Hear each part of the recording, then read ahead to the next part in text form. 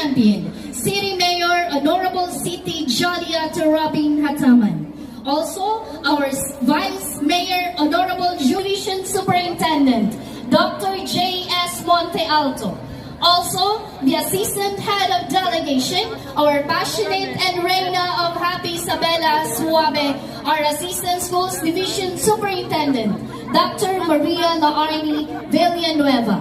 Behind the vigorous team, standing with us are the Head of Delegation, our SGOD Chief Eduardo G. Gunang. Together with him stands still in the Head of Delegation for Secondary, our versatile Division CID Chief, Dr. Henry Witt.